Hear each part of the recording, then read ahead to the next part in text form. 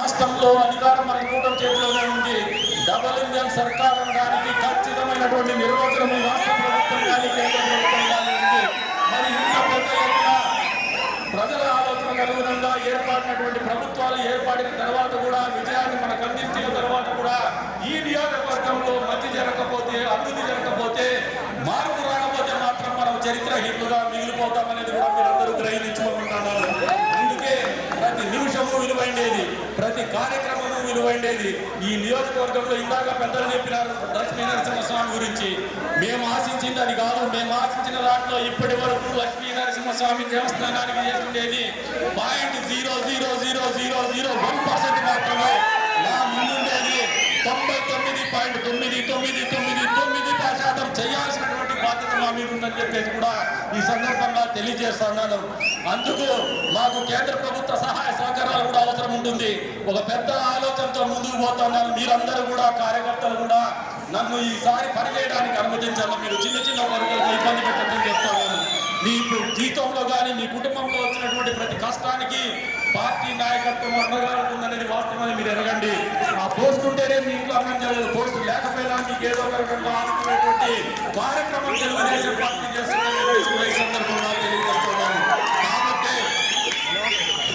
కార్యం ముందుకు పోదాం, కలిసి నడుద్దాం.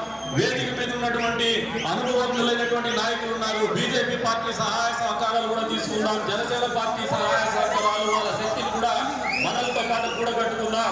భవిష్యత్తులో అద్భుతమైనటువంటి కళని తీర్చిదిద్దుతామని చెప్పేసి, తీర్చిదిద్దడానికి మీరందరూ కూడా నాతో పాటు నడవాలని చెప్పేసి కూడా మీ అందరినీ కూడా కోరుకుంటూ ఈ రోజున మిమ్మల్ని అందరినీ కూడా బయటకు వచ్చేసి ప్రతి ఒక్కరిని పలకరించేటువంటి కార్యక్రమం చేస్తా. ఎక్కడా తోపులాట పోవద్దండి. పోలీసుల ప్రమేయం ఉండే రకంగా మన ప్రవర్తన ఉండొద్దు. అందరూ కూడా మా ఇంట్లో కార్యక్రమం ఇది, నాకు అటువంటి అవకాశం రాదు. ఎందుకంటే మామూలుగా శుభ కార్యక్రమాలు ఎందుకంటే ఇంట్లో పిల్లలు ఎవరో ఉండాల, అటువంటిది లేదు. కాబట్టి మీ అందరినీ పిలిచి మిమ్మల్ని ఒప్పుట అడ్డం పెట్టేసి మా ఇంట్లో కార్యక్రమంగా మిమ్మల్ని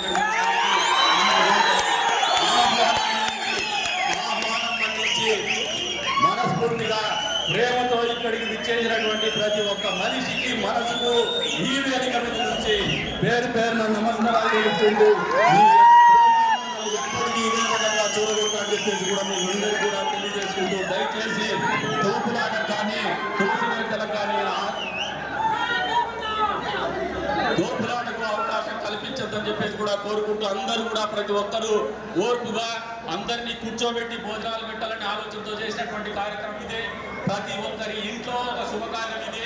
ఇక్కడ వచ్చినటువంటి ప్రతి ఒక్కరి కార్యక్రమం ఇది, ప్రతి ఒక్కరి కుటుంబంలో కార్యక్రమం ఇది. కాబట్టి బాధ్యతగా ఏదైనా అక్కడ కూర్చుంటే మనం నిలబడి వేరే వాళ్ళకి అవకాశం ఇచ్చి మళ్ళీ ఫోన్ చేసుకోదామని చెప్పేసి కూడా మీ అందరినీ కూడా కోరుకుంటూ అవకాశం కల్పించిన మీ అందరికీ పేరు పేరున ధన్యవాదాలు తెలుపుకుంటూ సెలవు తీసుకుంటాం.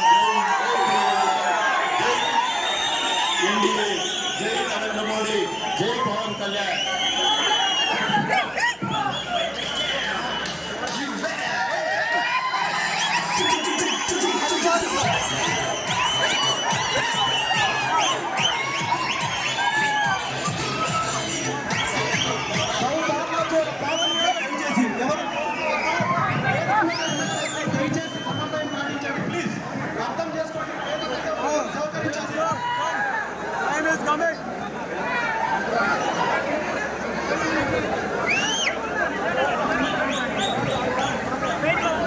దయచేసి సహకరించాలి.